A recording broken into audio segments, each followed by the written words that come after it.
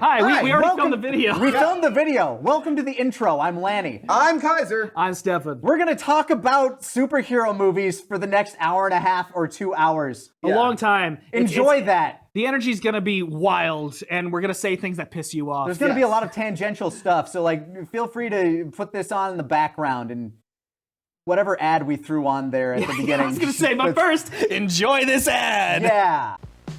Hi, I'm Nick, and I like long walks on the beach, long passionate nights, and delicious snacks delivered straight to my door right from the land of the rising sun. And thanks to our sponsors at Sakurako and Tokyo Treat, I'm a very happy man this Valentine's season. With Sakurako and Tokyo Treat, you can warm up this chilly February with the hot heat of love. As Sakurako brings you Valentine indulgence, and Tokyo Treat brings you Be My Valentine.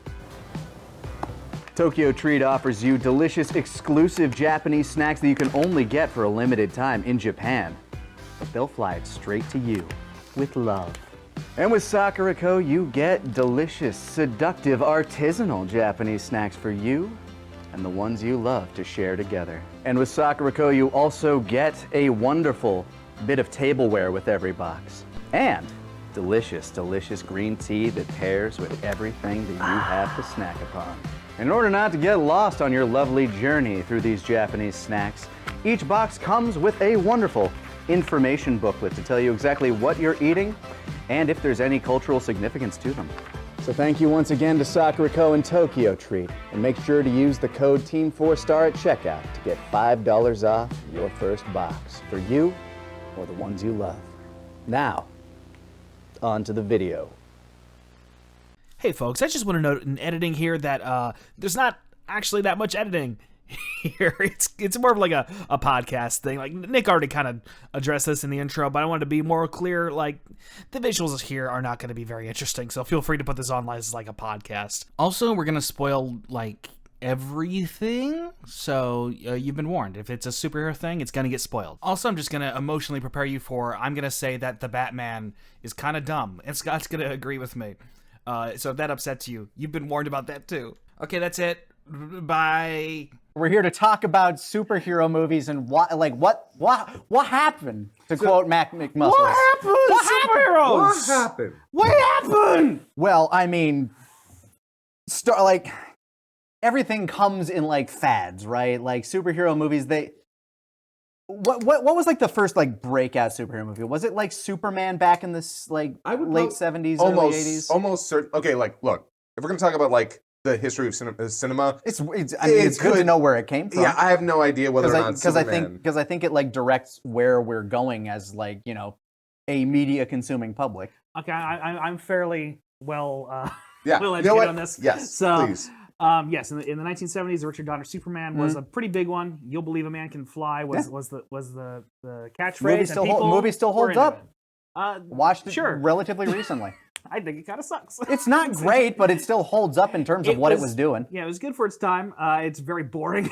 Oh, okay. as a modern person, if I'm blunt, which I often am. Do you prefer that, or do you prefer like Zack Snyder's crashing through every building and snapping necks? I hated it when it came out. Look. There's a difference between boring and outright like offensive. Yes. Not offensive in any way that matters. No. Offensive in a nerd way. Yeah. Okay, so yeah, it started. Yeah, that was like there. the big one. I mean, there was serialized stuff in like the 50s and stuff. Yeah, and then there wasn't really another big hit until the 1989 Tim Burton Batman. I also don't like that much. I think there's things I like about it. Yeah, Tim Burton's Batman is one of those things that is wholeheartedly style, mostly over substance. I would say that its sense of style, its music, it's like the creation of Gotham. It's so iconic and it inspired Danny Batman DeVito as the Penguin. That Returns, and that was everyone... 1990. Yeah, I know it's Returns. It's a Christmas movie. But yeah, like then there's Returns, and people were like, I don't think we want to go this direction anymore. And then Batman Which they were wrong. They were wrong. Okay. Because the direction we went after it is objectively worse. I like Batman Forever more. I loved it as a kid. Now, to be fair, I don't think so Batman did I. Forever is a better movie. I like watching it more. It's hilarious. It's so fucking funny. And then there was Batman and Robin. which is actually more boring. I watched it recently with Jesse. And I was like, oh, we were in for a fun time. No, actually, it wasn't that fun. It was just kind of boring. There's like the fun bad kind of watch, which is kind of like where I'd put Spider-Man 3. And Batman Forever. Batman Forever is really fun in its own kind of bad it's got way. Jim Carrey's energy in it, and Tommy Lee Jones acting as not Tommy Lee Jones as he can. And the right amount of homoeroticism to be fucking hilarious. The part where fucking Chris O'Donnell as Robin is doing kung fu laundry. And we're lovingly watching him wring out laundry with his feet in a scene. It's just Show feet! It's just so funny. Joel Schumacher was mocked for his time unfairly, to be completely honest. I think Joel Schumacher is a fun director. Exactly. Precisely. Who made a very bad Phantom of the Opera movie. Oh, did he? He was Phantom of the Opera. Oh, no. You will curse. But anyway, now the superhero renaissance that we know now. It started with The Dark Knight and Batman. Arguably, you can say it started with Blade. Oh man, yeah. I still love all of those movies for different reasons. Blade 1 is legitimately good. Blade 2 is cool. Blade 3 is hilarious. Oh my god. It is very bad. It is not good. Look, man, Wesley Snipes made those movies so hard. And I love the behind the scenes talk of how he handled Blade 3, where it's I'm not showing up on set unless it's a close up. It's all right. Yeah. The fact that Wesley Snipes just didn't want to be in Blade 3 did not help. But yeah, arguably Blade started this new era, but I guess that's almost more like a prequel to the era. Where would you say? Blade, yeah, because then Blade, X-Men, Spider-Man. Yeah, and Spider-Man all kind of came out in relatively the same period. Then followed by Daredevil. We were getting this flood of the superhero market before well before this Marvel fatigue we're dealing with now. Something was ramping up, and then Daredevil hit, and then Incredible Hulk hit with the Ang Lee version. And which I still say holds up as kind of a fun movie, personally. Ang Lee's I haven't watched it Hulk? in a long time. I say it holds up. It was when I was a kid, it was the most boring thing I'd ever seen. I rewatched it too. Here's the thing, as a kid, yeah, fucking boring as hell. I rewatched it relatively probably within the past 6-7 years, and remember actually enjoying it more than when I was a kid. Well, it is still Ang Lee, so there's a lot of cinematography. Yeah, there's a lot of stuff that's going. And it's got a lot of weird stylistic shit that you don't get much these days. The one thing I remember about Ang Lee's Incredible Hulk is the ending of him going, take it all. That's all I remember. Is his abusive dad, and it's saying, take my Hulk juice, Daddy. Sorry. Yeah, that and Daredevil are probably hilarious in their own way. Do you not Take My Hulk Juice, Daddy? I don't like Hulk.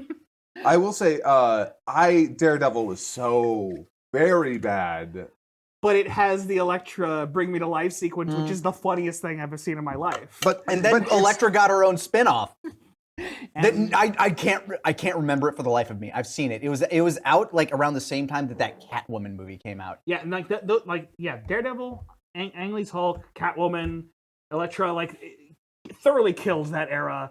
Maybe X-Men Last Stand really killed that era before it even got to get going. Yeah, Last Stand was such a bad misstep in a successful franchise. Yeah, and they keep doing it. They keep introducing decent X-Men and then ruining them by. And every time it's the Phoenix story. Why do they? You can do the Phoenix story, the Phoenix Saga. I'll be honest, not that interesting. Sorry, it's not actually that interesting. But it's kind of the only direction you can go with Jean Grey. Is the problem. Just be cool. I was about to say, there are other directions you can go. You don't have to go the Phoenix route, but since it's such an iconic part of the comics. Yeah, that's what I mean, though. But that's it, though. You don't need to follow the comics. I know, I'm going to get shit on for this. As long as your character is in character and as long as you're writing good stories, fuck the comics. You don't have to follow them. I mean, they barely do anyway.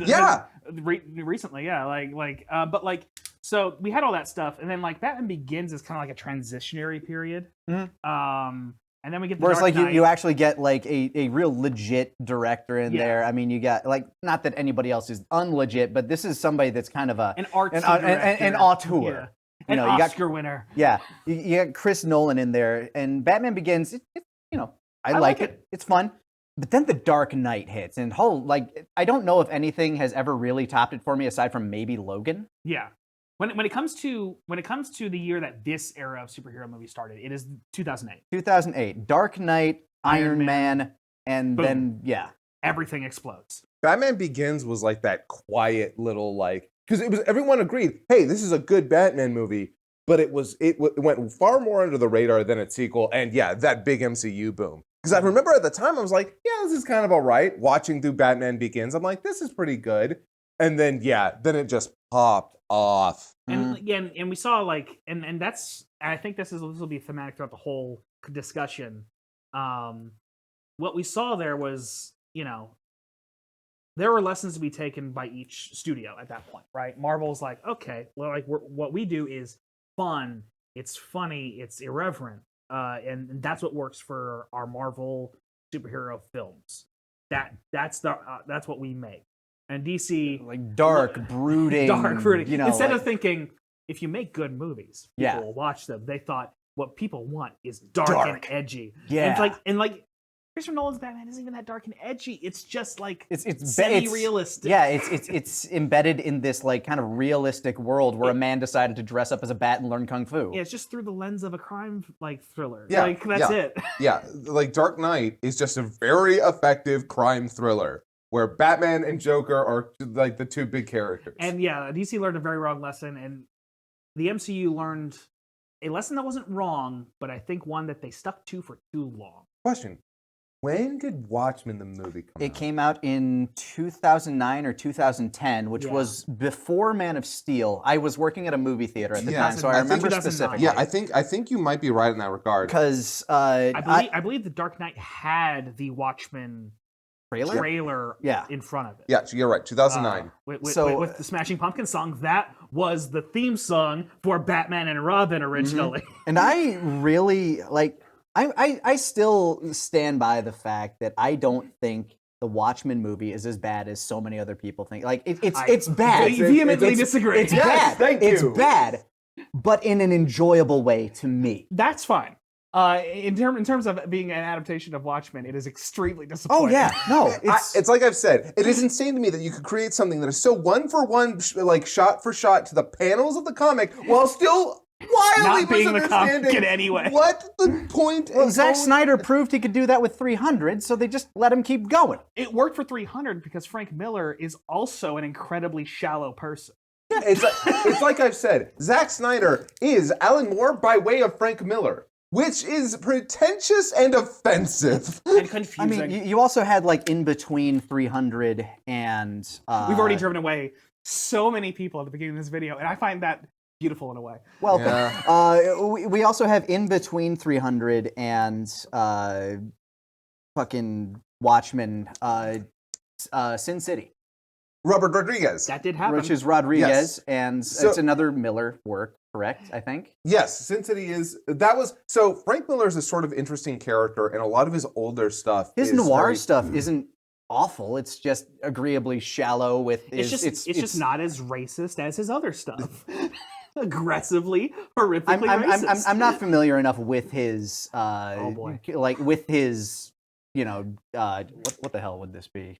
Oeuvre. Yeah. His oeuvre. But his earlier stuff is genuinely interesting. It might not be good, and it might not be holistically good, and it might sometimes be offensive, but there's always something in the Frank Miller's older stuff that is so fascinating to unpack. He was trying to tell a good story. Yeah. And he had editors, and he wasn't as insane. Yeah. And then all of that went out the window, and then he made Holy Terror Batman. Oh, God. So the funny thing is, we're talking about the fact that the comic book boom kind of started there, but it also never really stopped. They've been making comic book adaptations for a long time, but this big superhero boom started with Iron Man. As soon as Nick Fury showed up, I remember people shitting their pants in the theater. That was such a cold shot that they did not know they could do. Yeah, but they went for it, and it was, and I think Kevin Feige gets a little too much credit sometimes.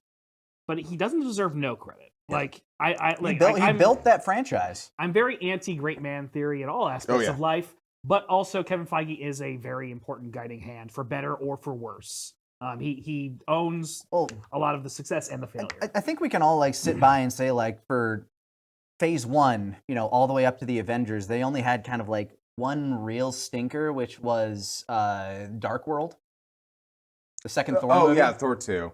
Wait, was that come out? That came would out. be Phase 2. Was that Phase 2? No, that was Iron then Man Phase- 2 was kind of like the Iron Man 2 was like, thudded. it kind of like Did that just come kind out of before? That was Phase 1. Yeah. yeah, Huh. it was kind of like sitting there in the middle. It was of like, it was like a like sort of like Tony Stark in a holding pattern where they kind of wanted to do the Demon in the Bottle comic story, but they didn't really do it. But Demon in the like Bottle. is a they big made it problem. all the way through to the Avengers, and like they swish straight in. I don't like you can sit here and like critique it now, but back then it was the shit, man. I still love the original Avengers movie.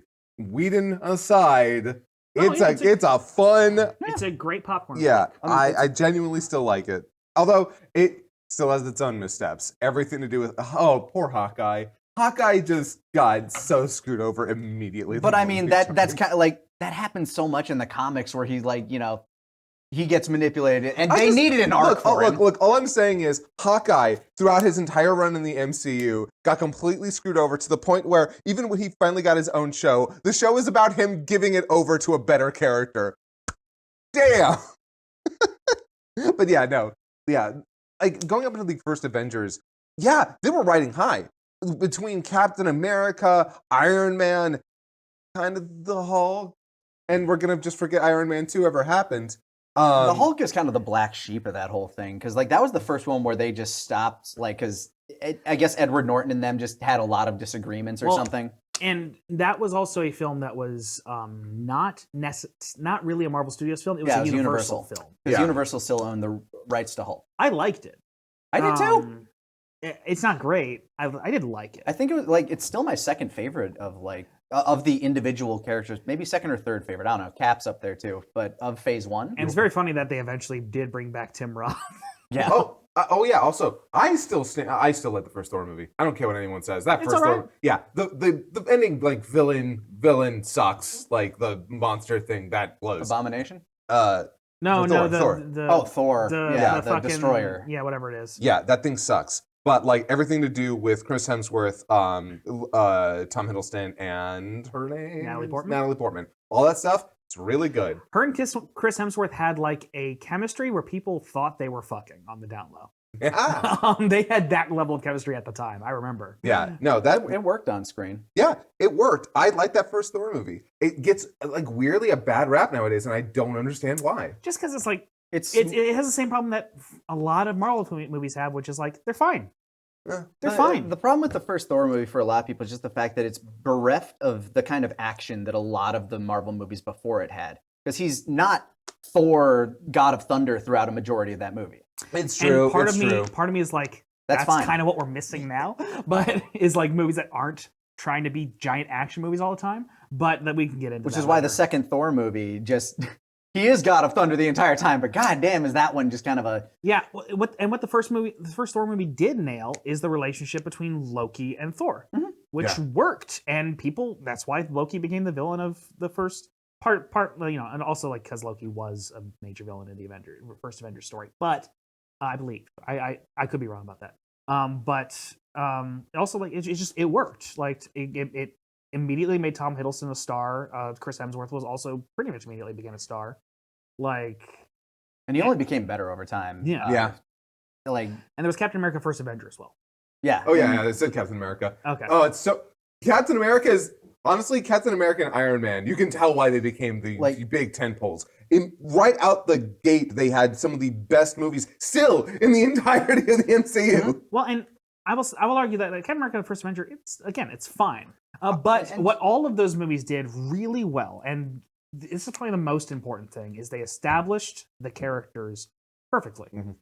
We knew who those characters were, and so when we got to the Avengers, we had all the context we needed. And if you didn't have it, you got it pretty quickly because Joss Whedon was pretty good at establishing. And they surprisingly did a good job of keeping down the bloat that would eventually become part of their downfall. Yeah. Even through like Age of Ultron, which I mean, they still had a relatively condensed cast. They added a few more people in there here and there. A couple more of the side characters had a bit more to do.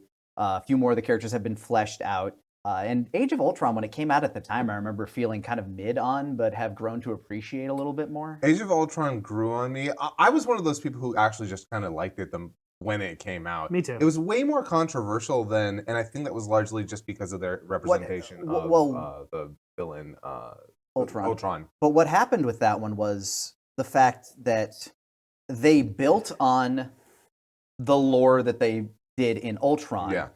So like now it actually feels kind of like one of the tentpole movies because it does establish so many of the things that would go on to play a larger and larger role in Infinity War and Endgame. That's actually a really good point. Like, it is amazing that everything that came out after Ultron has made Ultron better. Yeah.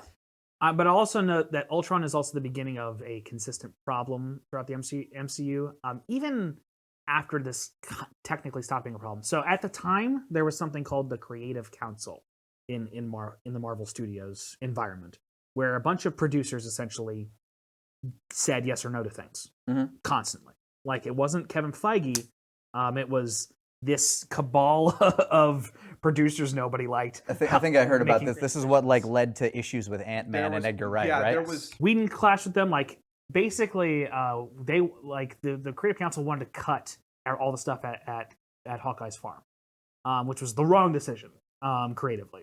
And his make good was that whole thing that nobody gives a fuck about with Thor, where he goes off and like has visions about the Infinity Stones. Yeah. And you're like, why is Thor gone for a chunk of the movie? Because he wants to have a vision. Because the Critic Council said you have to build up to these other things in this movie instead of just focusing on this movie. And that pissed Whedon off, who was already stressed out by other stuff, and probably also his infidelity. And and it just ruined the relationship they had with Whedon. Whedon left. That eventually, the Creative Council also eventually ruined the relationship that they were trying to build with Edgar Wright. So we never got an Edgar Wright Ant-Man movie, which would have been better. You can still see some of his DNA in what came out. Yeah, but you can see it being Executed down by somebody who is not Edgar Wright. Yeah. Not that man is a bad director. I thought honestly the first Ant-Man movie fine. Yeah, no, the first I enjoyed it. Fine is a great way to describe a lot of the MCU movies in retrospect. It is. It has one of the funniest jokes of those are like out of all the first movies in the MCU, it's got one of the funniest jokes with that stupid train. I mean, it's genuinely hit. Yeah, it just benefits by having Paul Rudd, who is genuinely a likable, charismatic, and funny person. And cannot age to save his life. Yeah, he's got a fucking what's his name, Portrait of Dorian Gray thing going on. Oh yeah, he can't watch his own movies or he will immediately shrivel. Even like the Ant-Man sequels, I like the FBI guy who's like coming in, is just like, he shows him a card trick, just walks up, how'd you do it? What do you mean, like robbing the place? No, the card trick. How'd you do it? Like, it's cute. It's I'm funny. liking It's like Ant-Man misdirection. But every Ant-Man movie, it was one of those things where like I like it when I walk out of the theater.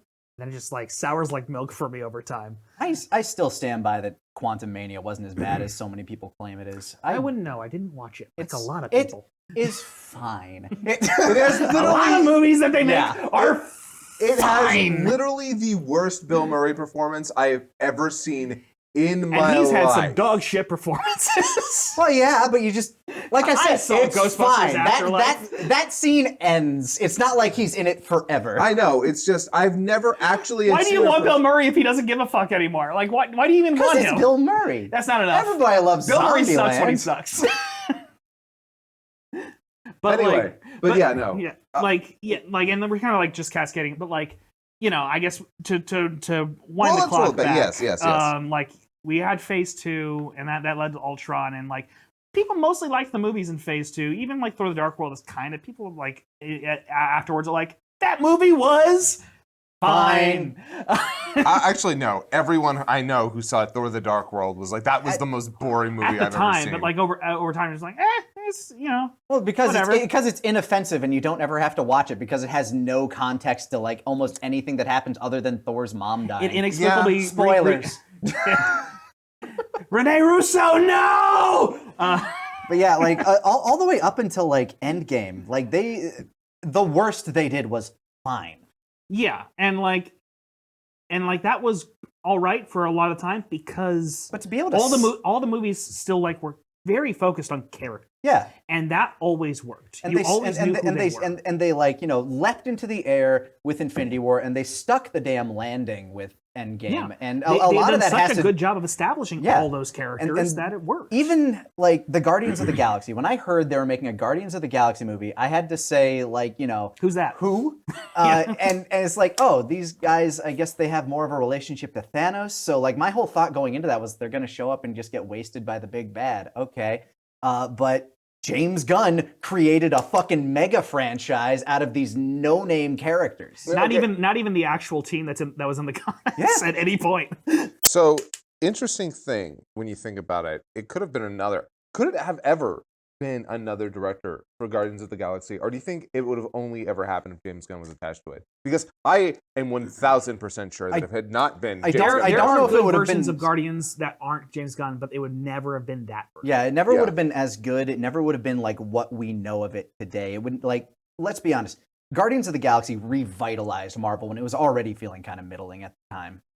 it was definitely a shot in the arm for me. Guardians of the Galaxy, all three of them, are my favorite MCU films. They stand That's out. fair. Yeah, with all of their problems, and there are some problems. Oh my God, it's the stories they have to tell, their themes, all of the metaphor that is buried underneath every bit of every film is so good. They're all very good, touching stories of found family. Yeah, and it's and so frustrating. like being a better person, which James Gunn knows intimately. Of like I don't like who I was necessarily before. Look, and I've done a lot to who change. hasn't battled their own demons? Like, I Well, mean, yeah. if you haven't, you should. But If you haven't, you should Go worry for about it. that. Go for it. If you have no demons to battle, look for them. Because you do. Yeah, but I promise. also I forgot that Iron Man 3 was technically in Phase 2. Yeah, Yeah, that's true. And I have always maintained Iron Man 3 is one of the better probably one of the ones. better Iron Man movies. Okay, It's Shane Black, and he's good at his job. so we've covered 4 Avengers movies, but we're forgetting one. Civil Are you War. talking about Civil War? I am talking about That's Civil not War. that's not an Avengers movie. It's a Captain America movie. Yeah, I know. Yeah, fuck you. I know. And the hamburgers are sandwiches. It's an They ensemble are. film. It is an ensemble film, and that's one that I really liked at the time, and another one that's like just sort of soured over time, except for the scenes that have Spider-Man in them. I still enjoy Civil War. When's the last time you watched it? Probably like I rewatched almost all of the Marvel stuff at like during 2020, so probably around then. I mean, technically, the last time I saw it was during the pandemic, but that wasn't that long ago. Okay. For me, it's just like it. I think part of it is I get tired of the Russo brothers' visual shtick, which is no flavor. They are a little sauceless. Like, that is true. Not to like, like just say things that other people already said, but a lot of critiques are just things I agree with, and one thing I agree with is the Russo brothers visually are not exciting. I think they're great. I think they're great at framing action. They are. Their action is often. They can be. Yeah. I mean, like Winter Soldier is probably my favorite Marvel movie. And they chose a flavor for that movie. Yeah, and it worked, and they shot action incredibly well. I do think when it comes to the Avengers movies, they were having trouble matching all of those individual tones, so they went for something a little bit more generic as to not clash too much, and that is a problem. I think part of their problem is that the Russo brothers, like before they did Marvel stuff, the Russo brothers worked on Arrested Development. They worked on Community, most importantly, I think, because in Community, what they excelled at. They excelled at all kinds of episodes in the Community, but what they really excelled at was genre pastiche. episodes. Yeah, like homage, like taking a genre and recreating The it on a small paintball scale. episodes, things like that. And that's what Winter Soldier also did well. Is it was a pastiche of spy thriller films. And when they didn't have that to rely on, visually they kind of just got a little muddy and uninteresting. Also, it is at this point I think it's good to talk about the fact that the Avengers movies were causing another major problem with these individual movies. In that Where it became all about building up to the Avengers. yes, since everything was becoming so intertwined, we were seeing the early symptoms of the exact same shit that the comics got wrong. Yeah, no, like for those who don't know, event comics have ruined the big two comic books Yeah. consistently. Their event comics are some of the worst things to ever happen to Western comic books. Yeah, because if they only happened every once in a while, Like every couple years? Yeah, it might not be. But it has to be every year. Well, no, like not even once every couple of years. Once maybe a decade, I think would be fine. But essentially what they do is they take all of these characters and say, you need to be taken out of the story that you're currently telling, or you need to change the story you're currently telling In order to get close to... Yeah. There have been times where, because Wolverine was such a big part of the Marvel Comics, he would be in 5 different chapters at the same time in 5 different locations where there's no It doesn't make explanation. any sense. How in the hell? And nobody can just tell their stories. Everyone's having their stories just fucked with. And hey, you know what? That happened to James Gunn with the Guardians of the Galaxy when Infinity War kills off Gamora, and James Gunn is like, guess I'm working with that now. Which, to his absolute credit, man went out of his way to be like, all right, cool. I'm going to tell a story about 2 people who just have to come to terms with the fact that they're just not going to work out and have to move on. That's right. We're taking the main love interest and we're saying they're splits, and it's heartbreaking, but it's also thoughtful and she's not the same person. Yeah, unlike what they did with Thor. Phase 4 has a lot of problems. Wait, did we just skip Phase 3 though? Not really. I mean, we kind of just it's a lot of fine films that establish characters. Fine. What are we gonna say about Doctor Strange? The biggest problem with because I mean, you want to get down to the brass tacks of it, which is the fact that after Endgame, they really didn't have a direction that they wanted to go in. Like they probably did, but what ended up happening, and with like the pandemic that got in the way, I'm guessing a lot of things got shuffled around. That's 100%. Yeah. Yeah, but there were so many things supposed to come out when it did. Yeah, but there were so many things that happened after Endgame that just... I mean, you had Shang-Chi, you had the Eternals, and how much of either of those have been referenced outside of the Disney Plus shows?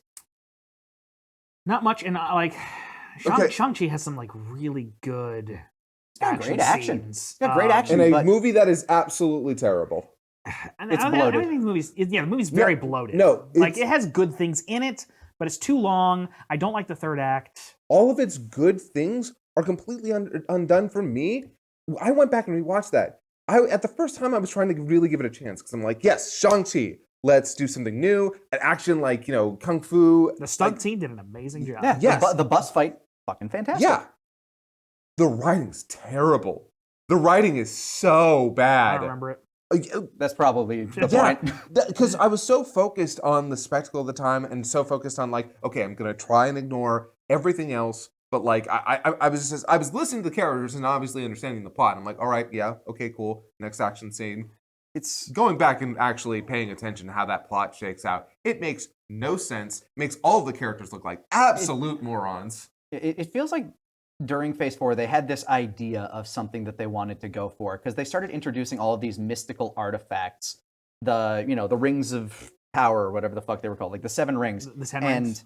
Then they had in the Eternals, fucking Jon Snow with his magic blade that hasn't popped up ever since, and nobody seems to really want to talk about the giant. They're doing a lot of establishing and not a lot of paying off. And then you had fucking Moon Knight, which I thought was pretty good. It's a fun adventure show. I like Moon Knight. And so you had this whole earthly mystical thing going on that doesn't seem to be going anywhere.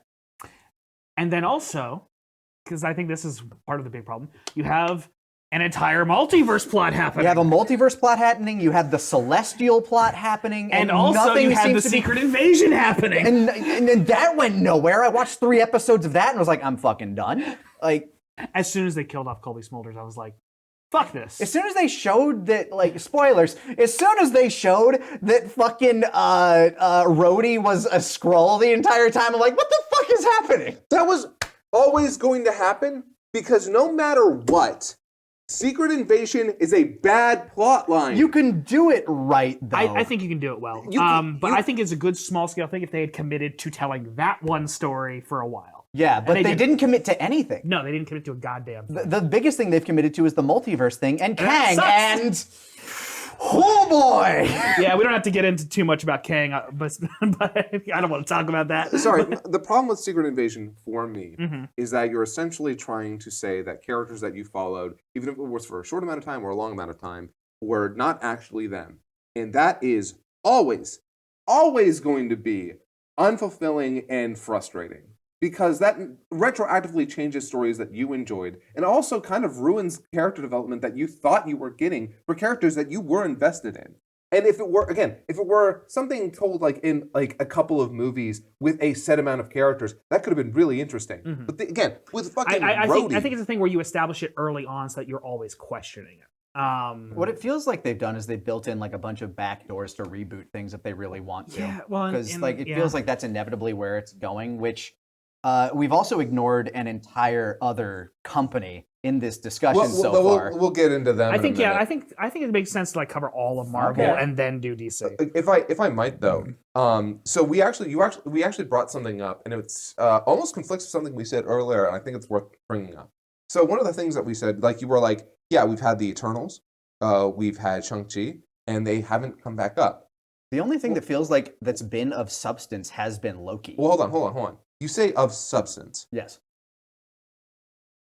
So as I mentioned earlier, one of the big problems with these movies and the comics is how interwoven they've become. It feels like, to a certain extent, one of the things they're trying to do is let these movies kind of be their own thing. And I will say, despite the fact that I'm iffy on their execution, it does kind of feel like they're trying to let these characters develop on their own without being too involved with each other. Yep. But I see what you're saying. Sorry, go. You finish what you're saying first. And what, like, even with Black Panther 2, which, by the way, is still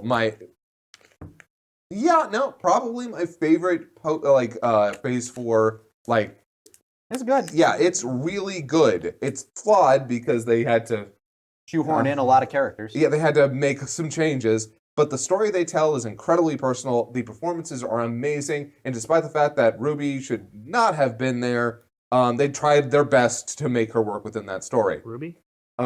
Ruby. I haven't watched the movie. But Oh, yeah. I haven't seen a single movie since Thor: Love and Ironheart. Thunder. Yeah, Ironheart. Riri. Yeah, Riri. Riri Williams. Yeah, they put. Did I say You said You said Ruby.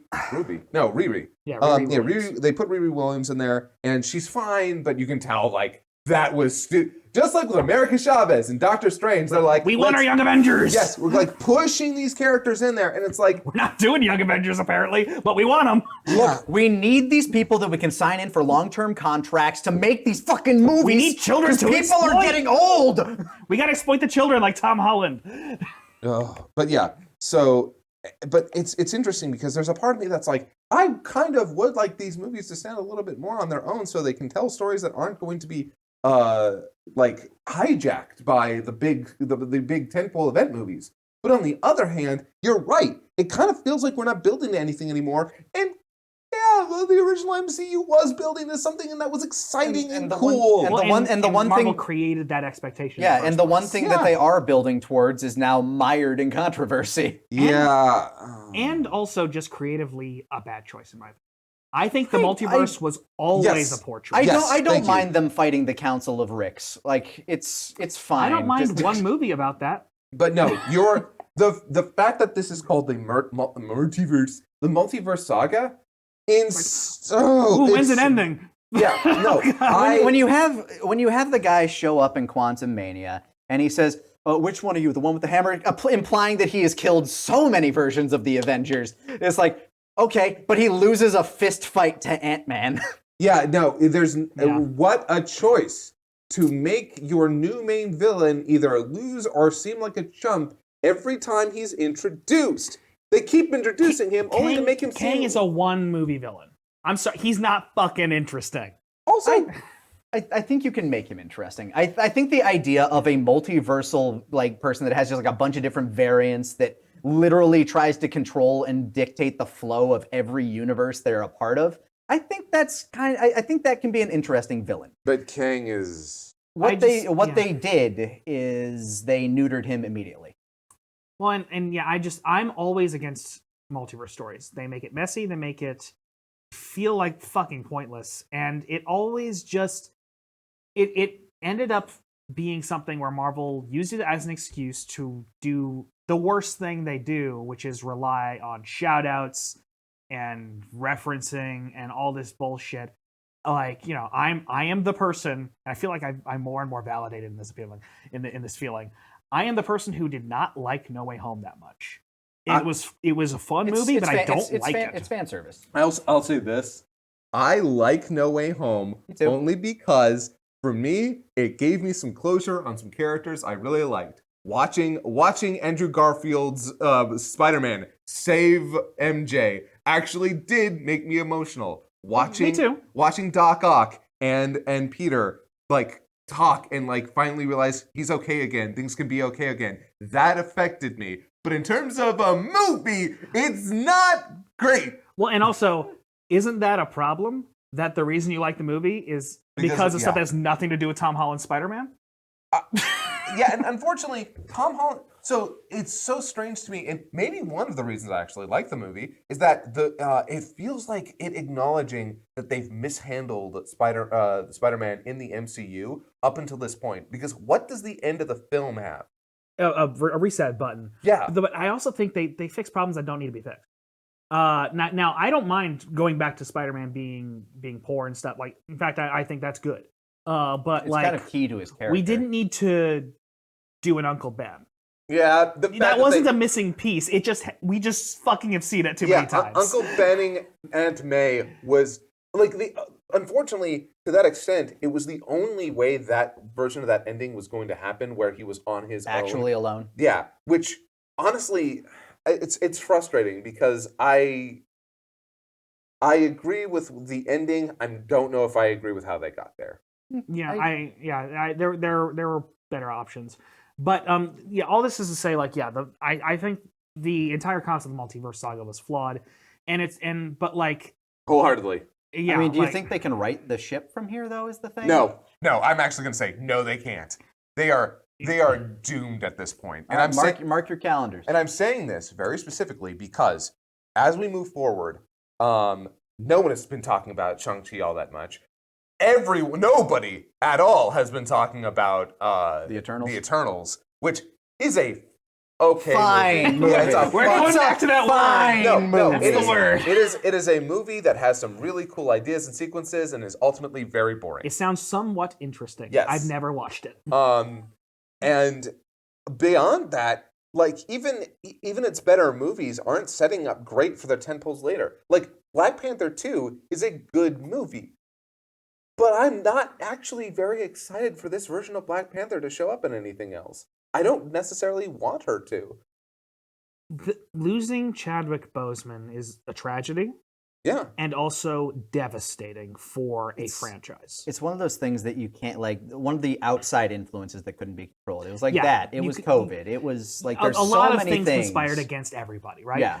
I mean, when we got hit by the quarantine, we got fucked. Like, everybody got fucked. But there's also mistakes that they made. Right? Like, they made the mistake of oversaturating their own market. Mm-hmm. That was already being oversaturated by DC gumming up the place. But, like, it's a whole conversation. The TV shows have become a problem. They didn't have to be, but they are. Did any of you see Echo? No. I didn't. I don't give a fuck. I mean, I haven't seen it, but it kind of looks cool. I didn't see Echo. I never watched She-Hulk, and I feel like I haven't missed anything. I watched She-Hulk, and She-Hulk, if you treat She-Hulk as a comedy, it's fine. She-Hulk is one of the ones I would have cared about if I were in a place to care about Marvel stuff. Yeah. And as somebody who was still kind of caring about Marvel, I watched it. It's a funny show. I like the head writer. I've known about the head writer for a long time. I'm sure it's fine. I'm sure it's good. Like, I'm confident it's good. Again, the head writer's a good writer. Some episodes are better than others. Of course. Also, unfortunately, its ending is one that tries to have its cake and eat its too with its breaking the fourth wall, unfortunately. But that is a She-Hulk thing. Well, yeah, but ultimately, the problem was it's like, okay, you broke the fourth wall. Can you still give us a satisfying ending? No. You're just, okay, all right, just wipe that all out then. But there's the thing, like, WandaVision came out, and WandaVision was so genuinely fun and interesting. Yeah, like it was high concept. Its ending had a sucks. third act, and that was very bad. And then we had Which also has done nothing because you have this whole other version of Vision that never shows up. Hold on. I have to talk about this. Doctor Strange 2 is was supposed to come out before WandaVision. which, oh my Would have god, made more sense. oh my god, like because you have this, WandaVision comes out and it's like this amazing story with Wanda, and even if its ending kind of is meh, it's just a meh ending. It's not a bad ending. It doesn't completely undo anything. It's just like And not then, as then Doctor exciting. Strange 2 makes her into a very effective, scary villain. Oh, I love But it fucks over everything that happened in WandaVision. But the reason that it's truly devastating is because not only have you gotten rid of Wanda, a character who we just finally got to see fully expanded into a character with all of her powers and all of her ideas and all of her personality, you kill her off and you made her a villain via a cursed object, which is the worst way to make a character a villain. But It is also at the very a top. very original comic Scarlet Witch way in that it's extremely sexist and makes her a hysterical woman for Just no be reason. glad they didn't do House of M, all right? That would have been Impossible right Yeah, now. But literally Impossible, impossible. yes, but it would have been a universal reset. no, like it's so frustrating because that movie, God, there's so many Multiverse- good things in that movie. Everything that I is love good Sam in Raimi's direction in that. All of the Evil Dead influences, the everything, horror parts. everything good in that movie has nothing to do with the stuff that Marvel pushed into it. Oh, it has everything to do with Sam Raimi. Yeah, America Chavez sucks. She's not a character. Everything.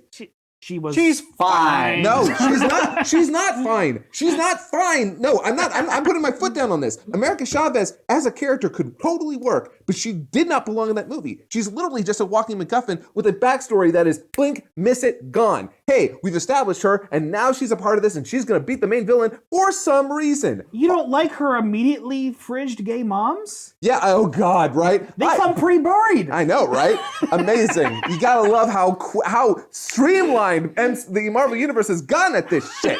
Then you have the entire thing with the Illuminati. You bring in the Illuminati in the middle of nowhere for a fucking Doctor Strange movie so you can just kill them all off? Okay, first of all, that was actually kind of banger. That was absolutely Sam Raimi going, all right, you want me to shoehorn this bullshit into my movie? I'm killing all I'm of gonna them. make some heads explode. John Krasinski's gonna become string cheese. That scene, I'm sorry, that shot with Black Bolt. It was so horrifying. Yeah. In the best way. It is so good. I was like, it makes no sense, but Yeah, basically that stretch of the movie is the best part. Like that, second. It's one of the only movies where the second act is the strongest part of the movie. yeah. It's just all this horror stuff. Like Yeah. whenever the Scarlet Witch is being you're like, an I didn't know they absolute could do that. Yeah, whenever Scarlet Witch is being a monster, I'm like, hell yeah, I'm in for this. But Yeah. but that movie is That would have been movie- great as a build up to WandaVision.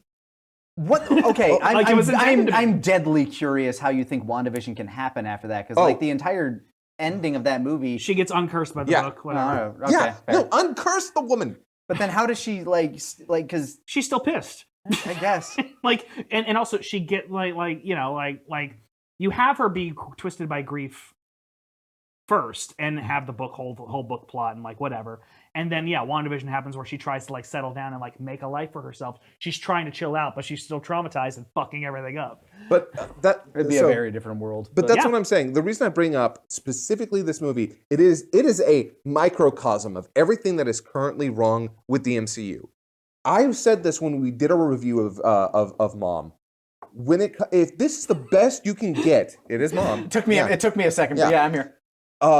If this is the best you can get out of one of the best directors that has worked with the MCU, right up there, honestly, right up there for me in terms of theme and just general talent, James Gunn, and yeah, honestly, And Sam Raimi, just Yeah. in the ability to elevate things with direction. the fact that that's the best you could get out of goddamn Sam Raimi, because it was compromised at every step of the way by stupid bullshit, that just tells me I don't need to pay attention anymore. They don't care about telling good stories. Is that when you stopped caring, That is, or was it after Love and Thunder? Door, Love, and Thunder. If me walking out the door was Mom, me slamming the door shut was Love and Thunder. I will say I'm on record. I watched Thor: Love and Thunder. I was in the review.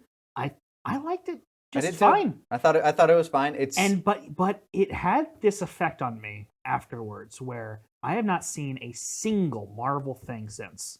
Not one. And I'm like, and that's interesting because I didn't dislike before or the after movie. Quantum Mania? Was that no? That was it directly before Quantum Mania. It was before wasn't Quantum Mania. I didn't Yeah. see Quantum Mania, and I haven't seen a single MCU thing since Thor: Love and Thunder. Okay. Yeah. And it's very interesting as someone who was super into the MCU. I was into it, and Yeah. it just fucking just So here's my problem with Thor: Love and Thunder. There are good parts to it. Actually, my favorite parts to it. The villain, really cool. Christian Bale did a good job. Needed more time. I need to see him slay some gods. What the fuck are you doing? Giving us a character literally made to slay gods. You never see him slay a single god he except just for kind that of first time. babysits some kids. Yeah. Second, everything with Natalie Portman. Actually, I really like her story. Taika handled the drama fairly well. Yeah, I like It was was the, but it was the atonal. comedy that turned you off of it, or yes, the attempts at comedy. I'm sorry. Whoever hated said the goats. I hated those goats. You hated the guy. I remember that. Those goats made me so angry. I was fine with the goats. I liked the goats. I think the thing is, I liked both of the elements. I liked the comedy. I liked the thing, but I see how people felt it was extremely atonal and weird. It was. It is a movie that could not pick a direction. Zeus. I'm sorry. I want my movies to have a certain amount of gravitas for the big things. Going to the land of gods should have actually been a big thing for this universe. I know that we like to make jokes, and I know it's often like a lot of fun to make fun of things like, the cosmic part of Marvel. But the original MCU run gave gravitas to these bigger things. It respected the idea of like, hey, yeah, there's some crazy wild things out there. And if you can't give gravitas to the world of gods and you just make it into a total farce, why am I here? I know that we're supposed to tune in for the character writing, and it's supposed to be these interpersonal stories that are supposed to get us engaged.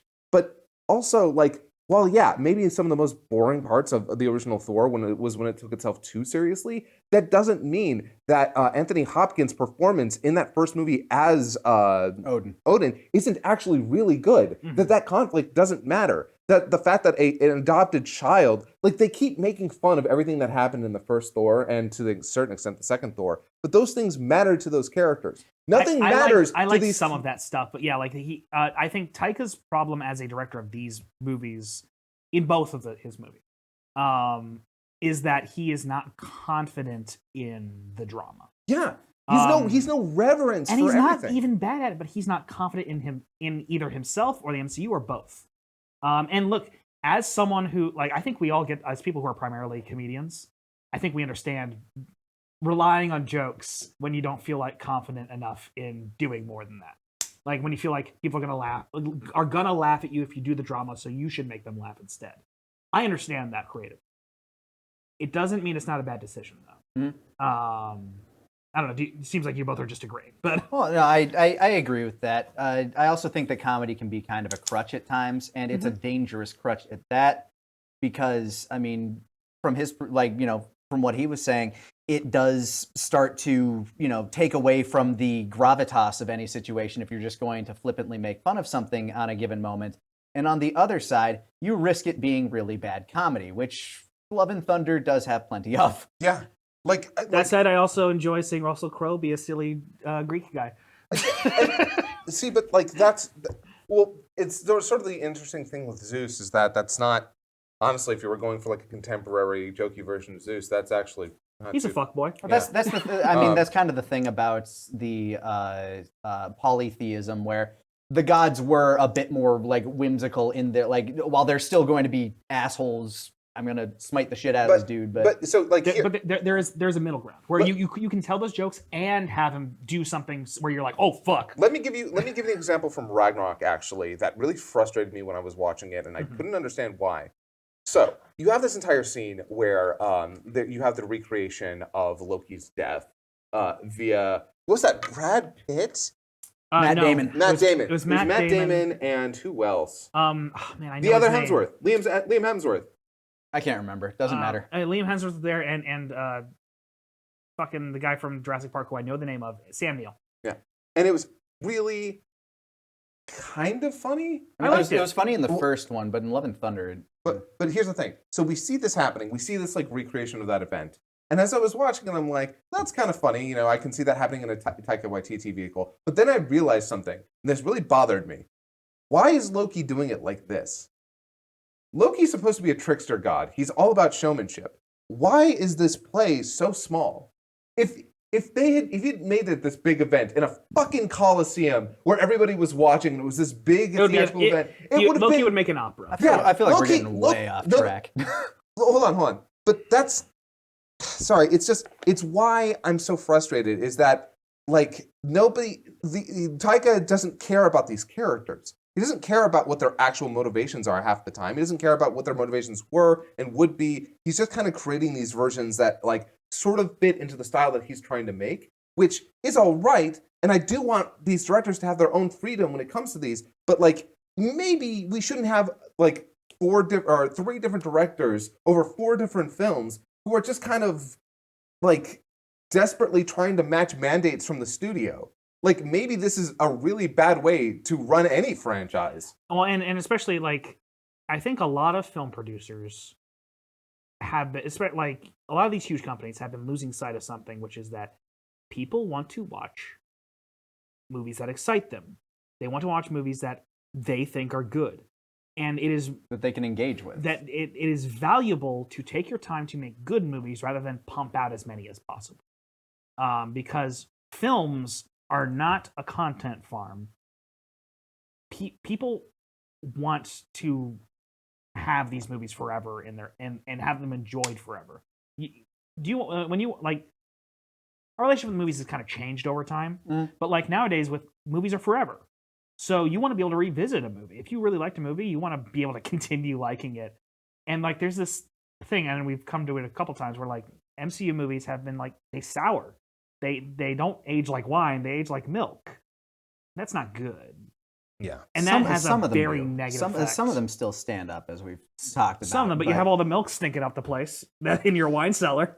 Yeah. And I mean, again, like, you know, while we're sitting in this situation with Marvel, which is clearly oversaturated the market, DC had kind of the opposite problem at first, where they wanted to like copy, like, you know, they looked over at Marvel's page and was like, oh shit, they're doing really good. Chris Nolan's like, I'm not doing that. But Zack Snyder is more than willing to. Yeah, he's like, oh yeah, I have this great idea. What if Batman was raped in prison? Actual quote. What if Superman and Batman didn't give a shit about life? Yeah. What if they didn't like saving people at all? Actually, they just sort of did it because they know that they're Superman and Batman. You know, I guess it is so frustrating to me to have conversations because I unfortunately cannot stop talking on Twitter at all about anything. That's always my mistake. I should never just be on Twitter. And anytime I ever talk about Snyder's Superman, I always get a lot of people who are wrong. A little bit, because it's so interesting when I have conversations with people who are big Snyder fans, and Snyder fans specifically of Superman, they seem to project this image that is just not present in those fucking movies. And there are also people who didn't like Superman originally. Oh, yeah. Oh, my God, the amount of people I've liked Superman since I was a fucking kid, so I want to see Superman. There's a version of Superman that we just haven't gotten. Is the problem. Like he is supposed to be the Boy Scout, and that's not necessarily boring. Well, it wasn't Brandon Routh. Brandon Routh, yeah. I mean, the movie's not. Look, the movie's not. It was fine. That was a little less than fine. Yeah. Okay, it's like a little coarse, but either way, you had an entire you had Warner Brothers just trying to desperately catch up to what Marvel was doing.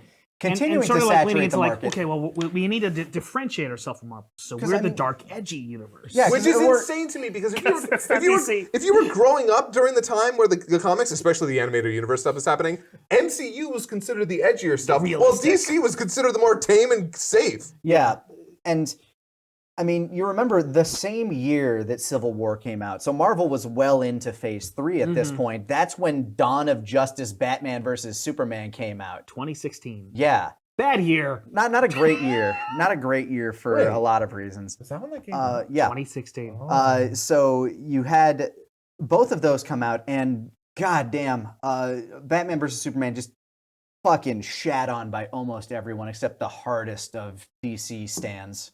So I've had people who did not like that movie say, yeah, the director's cut is better, which I'm just going to assume they're right. I don't give a fuck. I'll say that for sure as well as I think that Snyder's version of the Justice League is better. Doesn't make it 4 hours I want to spend. I will say this. As a guy who has spent a rather absurd amount of time talking about Snyder and kind of shitting on him, I will say his cut of Justice League is genuinely better and actually in ways good. Also, I think it's worth mentioning. I think it's valuable. Apparently, Snyder's a lovely man to work with, and I think that's extremely valuable. It's important, in a very genuine very way. important this day and age. I will take a filmmaker I don't like who's good to work with over one I do like who fucking sucks. I genuinely enjoy a lot of Snyder's work. There are things that that cannot be a surprise to you. No. I'm just very curious what. Because as somebody Dawn of the Dead? 300, Dawn of the Dead, Watchmen. That's right. I'm here for this. But you like it in a schlocky way. I think, you know what? I don't differentiate. If I like something in a schlocky way, I still like it. It's just that makes you distinct from Snyder fans who are like, no, it's genius. I'm not going to sit here like... I do think it is actually important to differentiate. That's fine. But, I still enjoy a lot of his work. That's fair. Sorry, it's just when you say a lot, that kind of sounds like it's more than just 2.5 movies. Yeah. All right. Yeah. There are a few that, like, what was the one with the girl in the mental asylum? Wasn't huge on that. Sucker Punch. Sucker Punch. Yeah, wasn't huge on that one. I felt actually, like I should say I also like Dawn of the Dead and 300 and Guardians of Gahul. Oh yeah, he did do that. Of Gahul. Yeah, the whole movie. Damn, that movie's weirdly gorgeous. Like what? If there's one thing he's good at, visuals. And I think I'll stand by the fact that I think his Justice League is better than some of the shit in the MCU. I think it's slightly above fine. I will not did argue not that watch it. That's fine. Man, I would. I know people. There's multiple people who've been like, it'd be interesting to hear your take on it, and I'm like, I'm not willing to spend that 4 hours. Trust me, nobody. I am loath to try and sit you down for that. But I also think he ran into this situation which was very unfortunate. He had I believe it was like his daughter passed away, and that was right in the middle of doing Justice League, and that's awful. That's terrible. And then the studio did do him a very bad by bringing in Joss Whedon to absolutely because they realized they were on the wrong track, and they were correct in that. And they put it on a way worse track. Yeah, and then they did a bad job in trying to correct it. So sometimes when you have the trolley problem, you have to realize that pulling the lever is just like instead of just combining the tracks. It's like it's like when you're gonna crash into something and so you swerve and you hit a bus of children, or like you derail the train and it just hits everybody. It just rolls while crushing both of them. And it never fucking recovered. What was like the most profitable movie in that franchise? Was it the first Aquaman that hit like $1 billion? I'm pretty sure it's a fun adventure movie. It's fine. And then apparently Aquaman 2 came out this past year. It sure dropped. It exists. And I don't know. That one is a massive product of, again, a problematic person in the cast just having to be cut from the majority of the movie when they clearly were meant to be a larger part. Amber Heard. That didn't happen. No. Really? 100% did not happen. Nope. Really? I thought she was supposed to be a bigger part in the original script. Nope. Then it's just a bad script throughout? It's just a bad script. Okay, never mind then. Honestly, I'll get into that later. Yeah. Sorry. I know a little bit about it. But, because after I learned that Aquaman 2 had come out, I'm like, I have to learn things now. I have to learn why this came out in secret. I just assumed that there was a big problem of there being a character that was meant to be a larger part of it, because I heard there was a fuck ton of reshoots. No, they didn't give a fuck about that. No, they did the reshoots because they are. I don't know what they're exactly trying to do at this point. I mean, quite frankly, James Gunn's coming. Oh yeah. By the way, let's roll back. Yeah. We should roll back. So we had the Snyderverse stuff. Yeah. It wasn't working. It just wasn't. And they were spending so much money and they were not getting the returns they were expecting. And also the response was very bad. And I think you can put together, if the response is continuously pretty poor from both critics and most audiences, you're gonna get diminishing returns. So like, all right, we're gonna reboot. We're gonna try and course correct with Joss Whedon. That failed even worse. Very bad.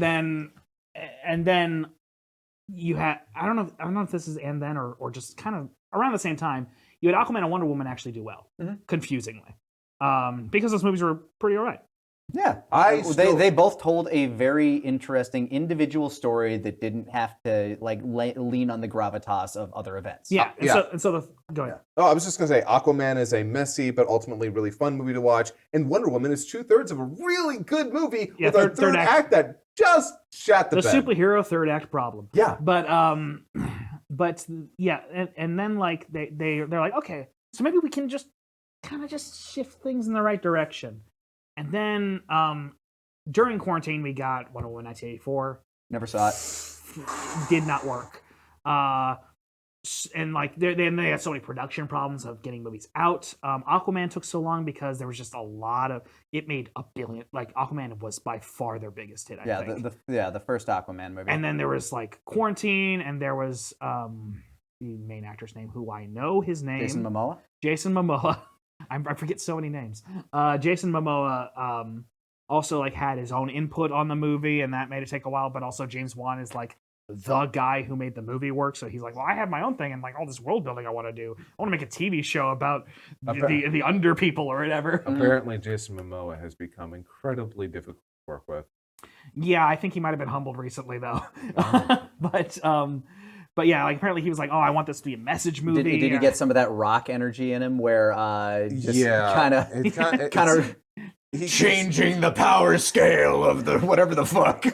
Yeah, and yeah, that happened, and like and that was post James Gunn coming in there and them realizing like, okay, we need a guiding hand. We need someone to help who cares about comic books to come in and tell comic book stories, because the Suicide Squad did shockingly well. Suicide Squad. Probably my favorite comic book movie of like the last decade. I have watched that movie like 3 or 4 times. It's good. As someone who has just talked about how I don't give a fuck about superhero movies anymore, James Gunn's Suicide Squad is good. He is so good at making an ensemble movie. I honestly, the Suicide Squad being as good as it is like, and the Guardians of the Galaxy actually makes me really eager to see what he can do. Also, just in a similar energy space, I really liked Birds of Prey. I watched that one twice. I liked it both times. That one for me is the definition of a fine DC film. Yeah, well, and like it's not quite like James Gunn level, but like if that director got another shot, I bet you it'd be good. What it does do well is that it has a very distinct flavor, and it's a movie. It helps that Margot Robbie is just very likable. Yeah, and she's a great producer. People don't talk about that a lot, but like she's a very good producer. She knows how to pick her projects. Yeah, like, and like, so we got some good ones, and like, yeah, they're like, okay, let's bring in someone who likes comic books. Let's bring in someone who's very competent with James Gunn, and someone who Disney pissed off, so we could poach him. They got him at that point where it's like, oh yeah, we're firing him because he made jokes back in 2012. Yeah, and Trump supporters are very mad about it. But it was a bad call on Disney's part. It was. They realized that very quickly. Can I float something? What? I still think to this day that behind the scenes, they went to James Gunn and said, "Look, we're just going to do this for a bit, then we're going to bring you back after." So it's very possible. But they've also been very blunt about just like removing people from projects just for having certain political opinions in general. But that's it, though. They brought him back, and fast. Yeah, so fast. Yeah, just as soon as like everybody looked at it, was like not even moved on, but like do you remember when they cut him? Everybody, like there were like a few vocal people who was like, yeah, no, I get it. But there was a lot of people out there that were just like, what the fuck are you doing? Yeah, me included. I'm like, what the fuck are you doing? Oh yeah, no, everyone with a brain was like, what the hell? It's like, no, I don't think the jokes are funny. They were bad jokes. I've made have made them. Yeah, I've made a lot of terrible jokes. Yeah, we're in a position where like we're also like, we've been online when we were too young to be online. He has less of an excuse. I have made terrible jokes. I will continue to make terrible jokes. Doesn't mean I'm not going to grow from them. Let's not act like the internet humor of the 2000s wasn't a thing. That exact stuff, yeah. Mm-hmm. Yeah, and the fact that James Gunn, funny jokes. And the fact that James Gunn was a trauma guy. Yeah. Yeah. Oh, it makes sense. He was the trauma guy. He'd be the first guy to latch onto that shit. But in that regard, actually, so yeah, Disney basically caught him, so they brought him over to fucking DC to try, and then he just made the best DC movie. Yeah, He DC was made like- the best DC movie. And I think that was a clear thing of just like DC's like, we can get James Gunn. Oh, You can make any movie you want, and he's like, I want to make a different Suicide Squad movie. okay. If you say so, you're the boss. And then they said, Please. you're the boss. Please. And then it's like, okay, now he gets to make his Superman movie. He gets to bring Swamp Thing. And like, I am genuinely excited to see what he does. I wish I was excited. I just I'm want. a little beaten down. I get that. I get that. But you know what? This might be the thing that, like, gives the genre a kick in the pants. If the word is good, I will absolutely watch his Superman movie. But like, to go back to the narrative, to like the historical narrative of it, like, yeah, like all that happened. James Gunn takes control, and then the aftershocks of the Snyderverse version continue to happen. Yeah, And they released the Snyder Cut. They released the Snyder Cut, which maybe not actually the best decision in terms of brand identity. Like, sure, if you're glad to have the movie, I'm happy we got great. it. I am happy we got get it. to watch it. Yeah. Can I say one more thing about that? Actually, oh boy, did that like as much. Confusing. No, as much as I am glad that we did get that cut, because I'm glad the artists got their cut. just released. let Yeah, it, and as let much it exist. as much as I have shit on Snyder, I'm glad that movie came out the way it was supposed to. I'm glad that movie exists as it is supposed to. But wow, did that look at the worst people online and say, "All right, your bullying worked." Yeah. Which And again, for brand identity, their it's not money the best spends choice. their money spends the same as anybody else's. But yeah, like, and also like, this did well, but Joker came out and that's confusing.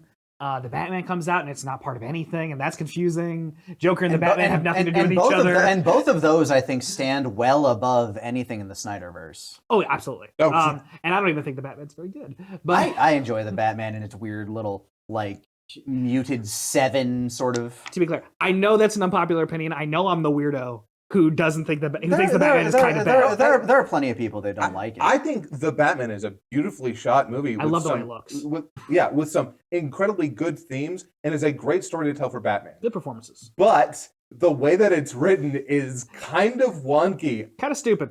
I'm sorry, you really didn't think of a bat until fucking Falcone had was so funny. sorry, not Falcone. The Penguin, fucking Penguin had to be like, rat with wings. Wait, so I forget if it was Batman or Gordon, but one of them goes, Could be. penguins have wings too. Penguins have wings. Falcons have wings. It's like, what has wings?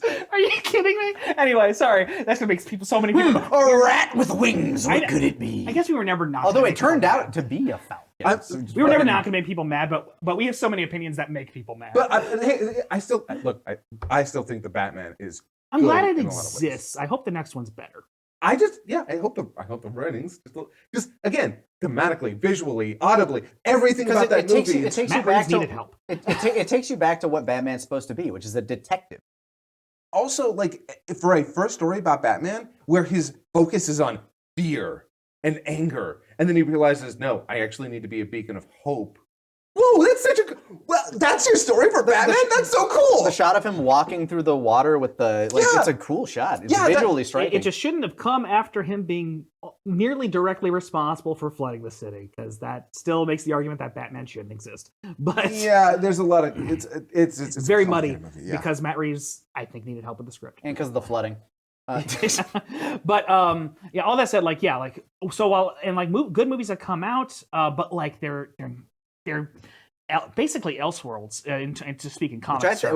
Which I think is to its benefit. It can be, but it's also confusing from a brand identity it's very. perspective. And yeah, and then Because it's like they're going to keep going with John Cena as Peacemaker. It's like, but does he like? So are we just adopting him into the new Yes. Gunniverse? Yes. which Or- I did also watch the entire Peacemaker show. It was a good show. I need- It didn't have a bad third act. Why am I the only person who hasn't seen Peacemaker yet? I don't know. Watch fucking Peacemaker. Go Yeah, I watch know it. I should. I should. So like good movies that come out, but like they're not really part of anything, and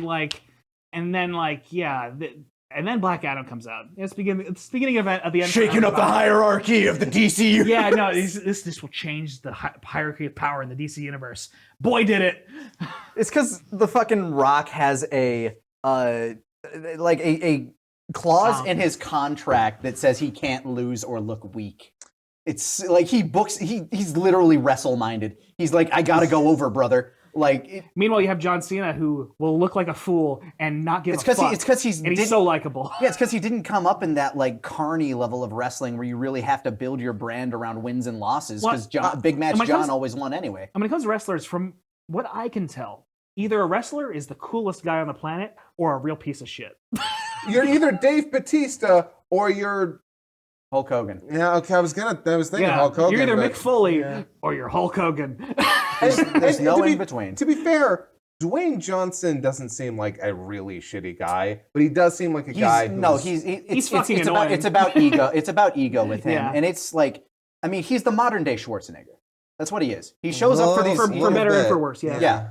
He shows up for these big action blockbusters. He's a name that draws, and he has a look. And he literally based his career off of Schwarzenegger, directly. Yeah, he did those cheesy little comedy movies back in the early 2000s, but mostly it's big action blockbusters. Yeah, but like, yeah, it's Black Adam comes out.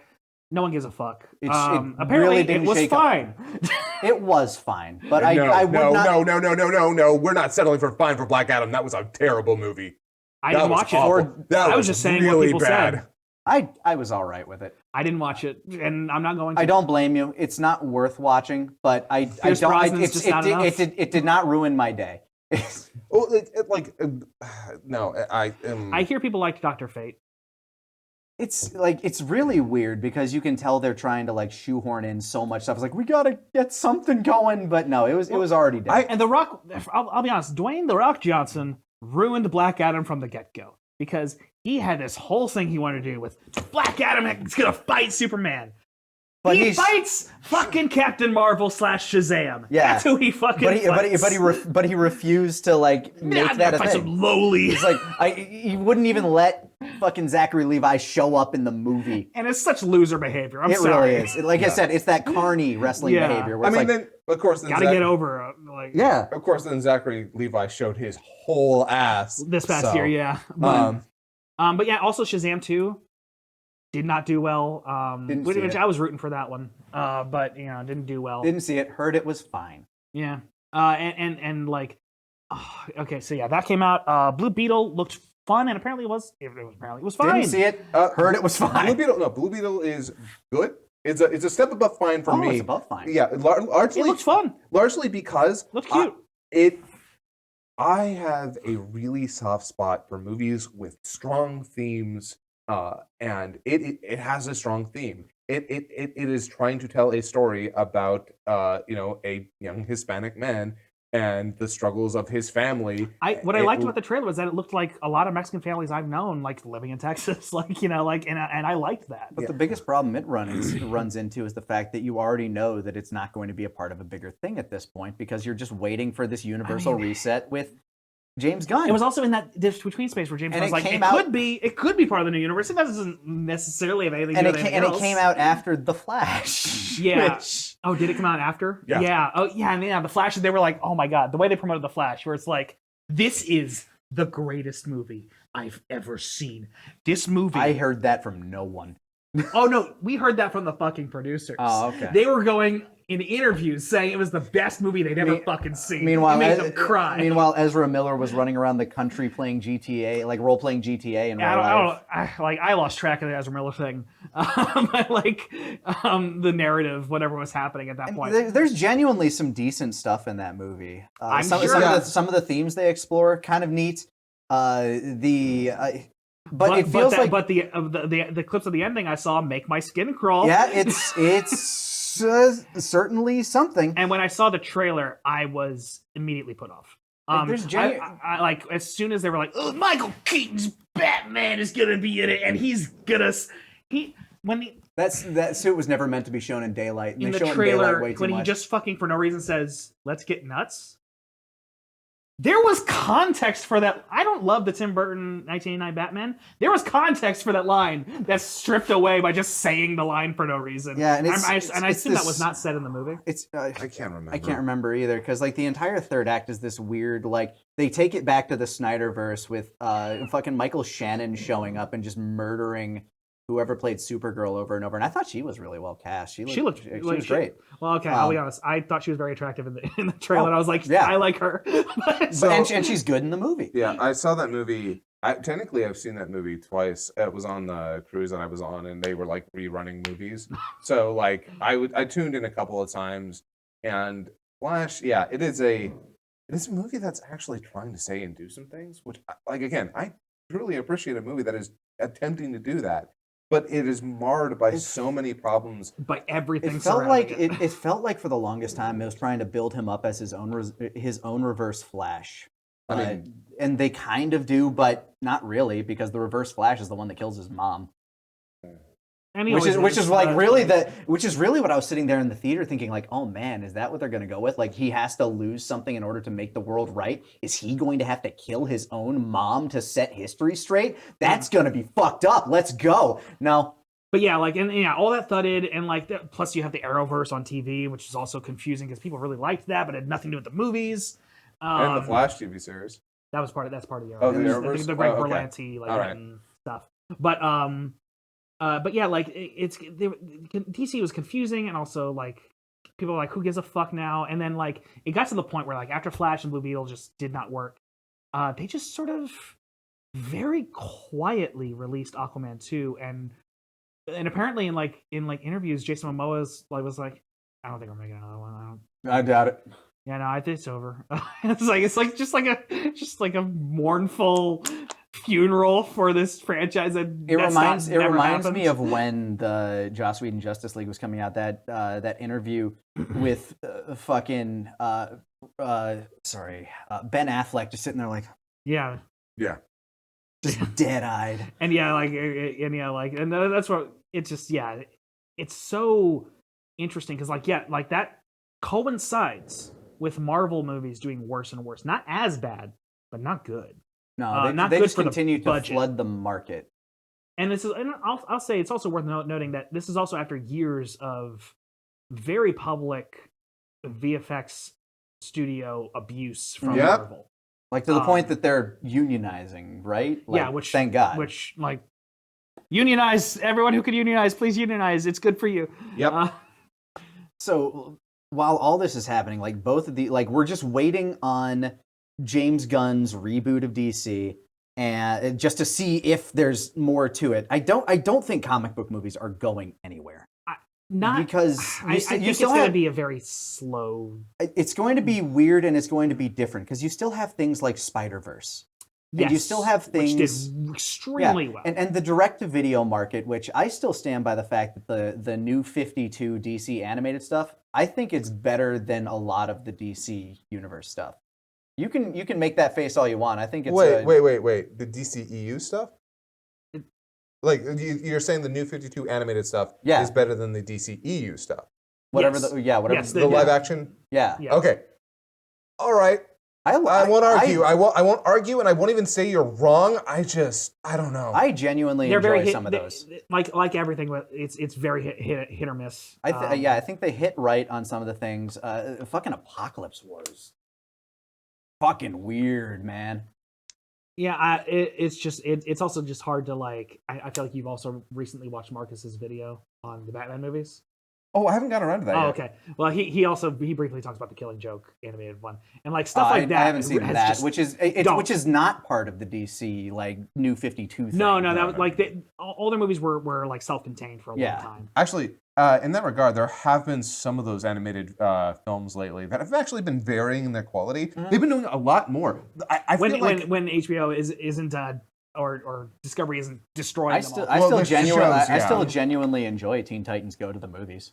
Yeah, I mean, it's fun. It's funny. It's a cute little movie. It's funny. And it's also basically a summation of all the shit that we're talking about here. It's like, superhero movies have a fucking problem. But seriously, I feel like every time I look away and I look back, 2 more animated movies about Batman have come out. It's fucking weird. Gotham by Gaslight is actually pretty cool. I mean, it's a great concept. Yeah. I believe the comic was also fairly well received as like a nice little concept comic. Yeah. But yeah, like it's like DC has like its own like little like small successes and like just adapting good comic runs into movies, animated movies. I mean, we're not even talking about the HBO Watchmen show, which I still think is really good. That was surprisingly good. Yeah. And it was also a sequel to the comics, comic. not the movie. Yeah, I need to see that. I really do. It's worth watching. Yeah. Gon and I had a real long conversation about it when like the Toddcast Pod show was still a running weekly thing. Yeah, I really need to watch it. It's absolutely worth watching. And I it's one of those things where like I would understand if someone like for like completely like understandable reasons doesn't like it. It's certainly interesting no matter what. And it actually is like it's art. It's like It has something it wants to say. choosing to be something. But like yeah, like DC is definitely more interesting than Marvel right now. It's not good overall, but it's more interesting, which is why I sometimes show up. It's why I'm sitting here like, okay, I want to see James Gunn Superman. I want to see it. Yeah, I'll give that a shot. So, what do you think about that? If this merger goes through with WB, it is very likely that we're just not going to get any of the Gunn stuff. It's very possible. Which merger is happening now? Isn't it Warner Brothers and Discovery? Didn't that That already happened. happen? No. That Sorry. happened. Sorry. No, it's another one. Warner Brothers. Is it Comcast? and Discovery. I think Discovery's trying to offload Warner Brothers. Media mergers, like look. Paramount. Oh weird. God. Yeah. There's the power. There's As long as it gets rid of Paramount Plus and lets me watch South Park on Max again, I'm whatever. It's never worth it. I mean, no, but It's what the never- fuck am I gonna do about it, right? Yeah, well, I mean, what we could have is have our antitrust laws actually be enforced, but Yeah, but how am I gonna do that, right? yeah, but yeah, Who wants to start a petition? yeah, but like, yeah, it's that's also frustrating. It's like, just yeah, also both of these fucking franchises are run by giant monopolies that are either being gobbled up or gobbling things up, and it's like that's not good either. That's not helping. Like we've watched how, in a somewhat related tangent, we've watched how Disney has like kind of fucked with Star Wars, where it's like, Oh man, it killed Star Wars for me. Oh yeah, no, Star Wars. I That's- care that is about a- Andor. that That is is- what I care about. Andor's good, but that is look. We've been sitting here for what, like an hour and a half. I don't want to jump into that discussion. Yeah, no, this is a brief tangent, but like, It is a symptom of the problem. Yeah, I appreciate that Filoni is a very passionate man who loves Star Wars. I think his approach is bad, overall, and like I think he is a better creative head than they have had. they haven't really had one before. Exactly. I guess that's better than absence, but yeah, it's like it's a thing where like with Star Wars, I like you and me have talked about it. You and me are some of the biggest like Star Wars fans you will meet on the street, and it's Rise of and I don't give a Skywalker killed me. fuck. It killed me. No, yeah, Rise of Skywalker killed most of my, and then I stuck around for Mandalorian anyway, and it was the season 3 was fine, and Mandalorian season 1 almost great. Fucking Yeah, great it's space western. It's great. Wolf and Cub. Just yeah, but like like season 3 wasn't as bad with like the stuff that they did in season 2 of like the trying to do all this fucking we're telling a whole big story. No, tell one story. Tell one good story. narrow it down. Just do one thing. Give me a good do plot. one thing well, Not and then everything- you could do more things. Like it can be set in the universe. Doesn't need to build into the greater event. And that's why, like right now, I care about Andor, and that's all I care about. Yeah. Because it's doing one thing. And that's you care about Andor, And you know where he stops. But you don't know if you care about Andor or if you cared about Andor, because it might not have another season. You don't know. Oh no, it's nearly done. Oh, is it? Oh, it is. Yeah. They've been working on it for a while. Oh my God! Please, I need it. you would think they don't want money. I mean, look, Andor honestly, actually didn't do that well. It didn't do that Yeah. well, but it's still content to get eyes. And butts and seats, Also, brother. it was It's revitalizing interest as well. yeah. Not to mention, it got the biggest critical acclaim that any Star Wars thing has gotten in years. But like all of this is like just a similar thing of just like it's this. I think part of the oversaturation problem as well, because Star Wars it's incredibly oversaturated, and like in MCU stuff they're oversaturating just the MCU. Like DCU, like oddly, it doesn't have its own oversaturation problem necessarily. It's just very confusing. Yeah. But like all this is just this business, this huge corporation thing of like endless growth. This thing that's not real. They made it up. And I mean, so is money. Yeah, so. and eventually it always leads to a fucking bubble popping and a crash. And I think the bubble's popped. We're in the middle of a crash. We're in the middle of a deflation, yeah. Yeah, like, because of how big this stuff has gotten, like, not just because like this isn't the only blockbusters that haven't. Indiana Jones did not make the money it should. Oh no! Oh God, no. And that movie was fine. Never saw it. It was all right. Probably won't for a while. It was better than Temple of Doom, but that's not a high praise for me. I like Temple. It has a terrible second act for me. But no, it's awful. But it's another one of those schlocky things. Oh yeah, it's racist. Well, I mean, it's an Indiana Jones movie. Oddly enough, most Indiana Jones stuff doesn't have the big racism problem.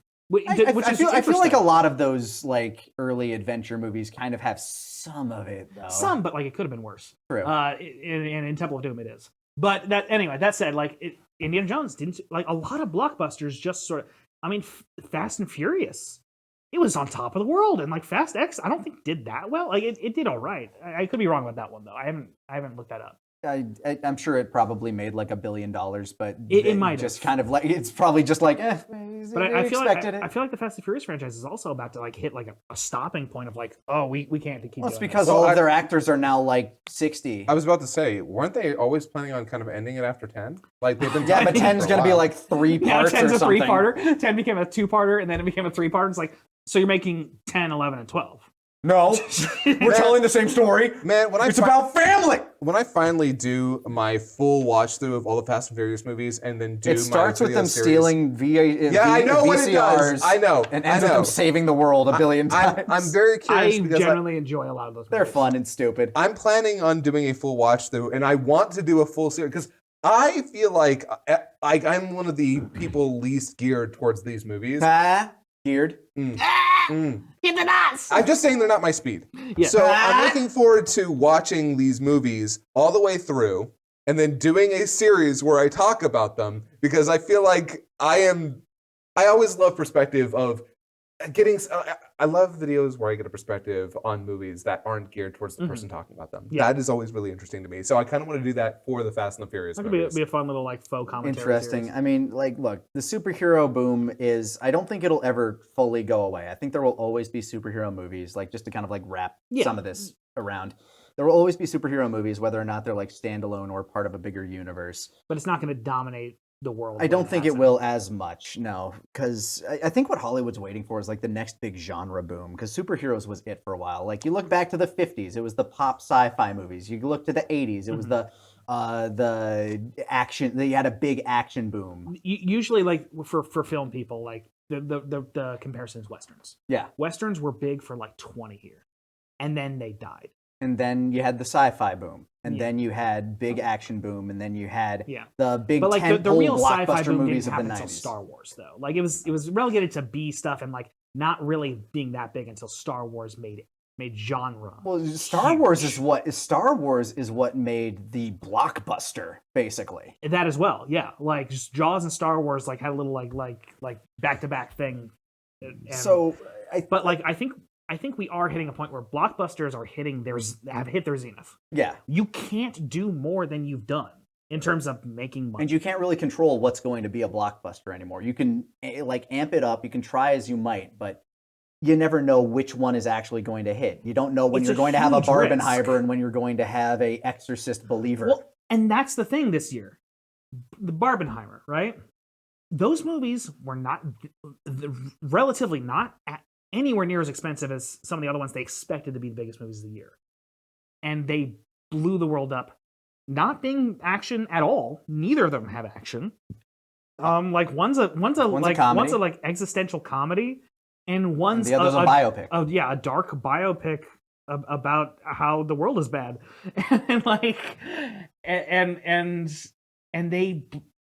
people want to watch that now because they fucking want something different. And also that's why everything everywhere all at once had a huge impact in because it was 2022, different. Yeah.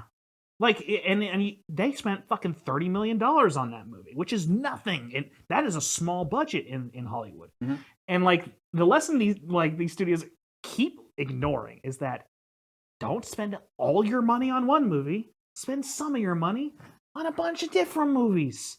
And if they do bad, it doesn't matter. And if they do well, they make a huge profit.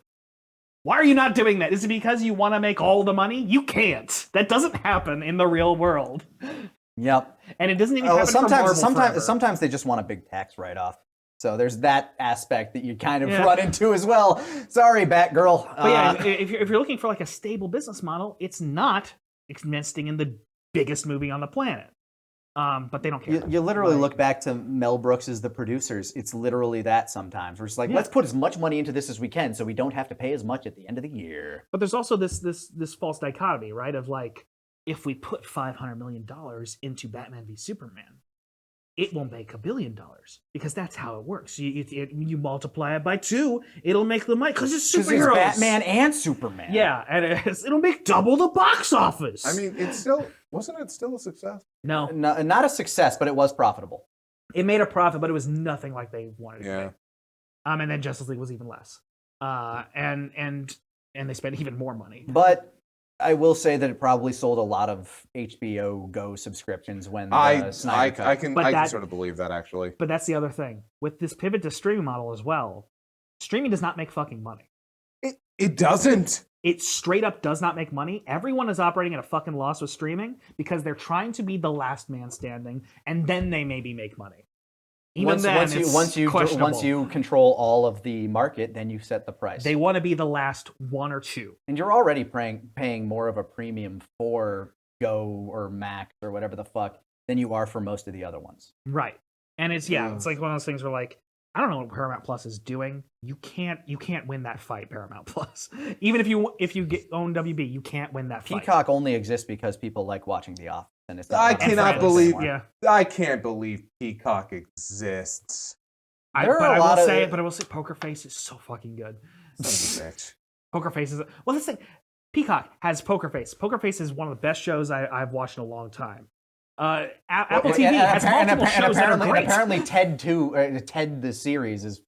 It is. It's funny. Why is it funny? Fuck.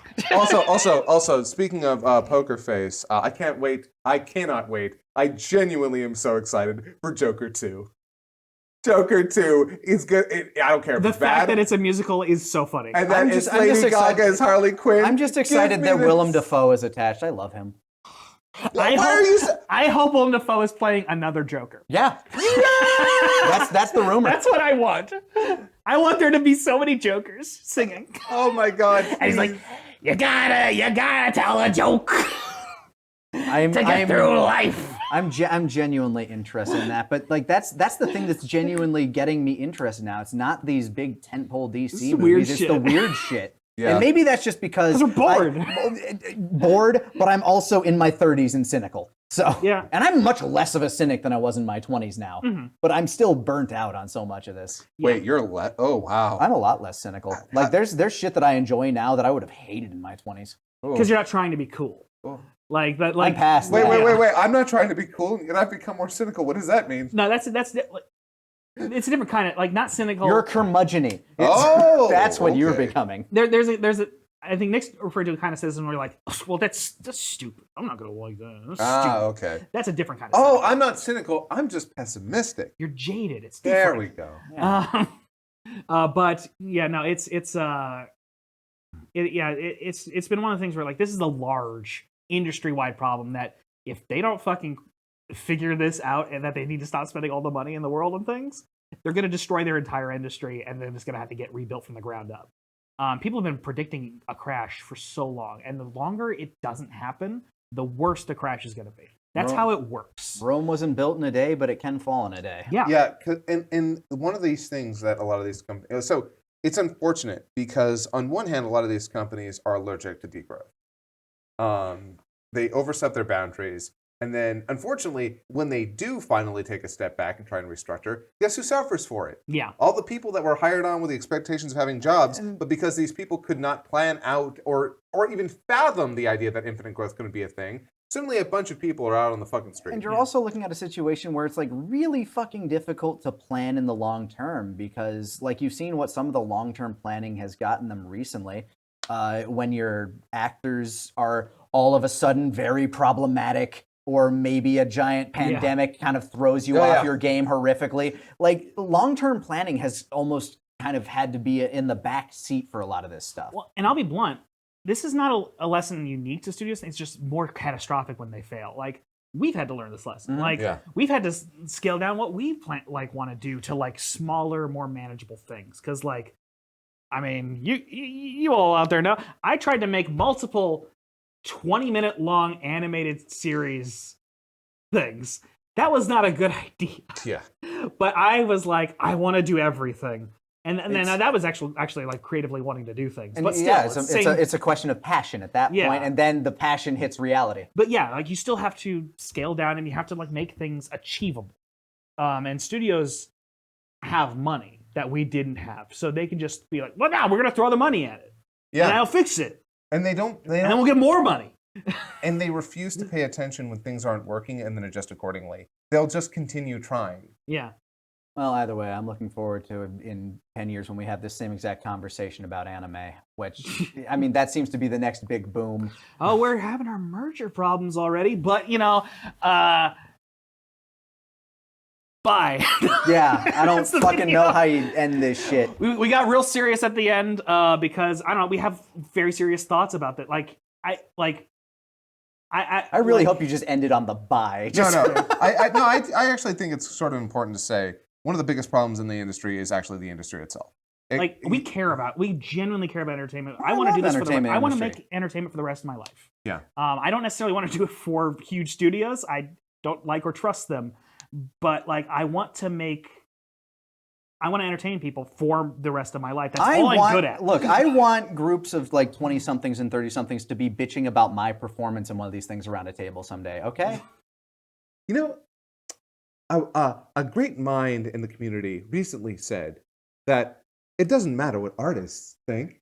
It's all about what the consumer wants. How do y'all feel about that? Do you think that has any bearing on this? Do you think maybe that's actually a product of a flawed system that we shouldn't be celebrating, but instead fighting back against?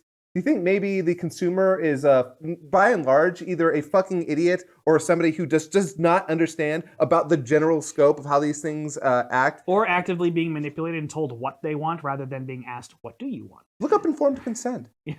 But are you talking about manufactured consent? Oh, wait, sorry. Informed consent is more of a manufactured consent is the term. Look up manufactured consent. It's very important, and it will be illuminating. Informed consent is also extremely important. Yes, completely different reasons. Yes, but yeah. But yeah, we're speaking so like I think this like at the end we got like real like serious and passionate. I feel like it's worth addressing. Like we're just we care about. I love like, the entertainment industry. I love entertaining. I love acting. We want to do it forever, and frankly, I'm scared of not being able to do it forever because I don't know what else I'm gonna do. Yeah, artists are, I'm not saying that every artist and all art needs to be celebrated and protected.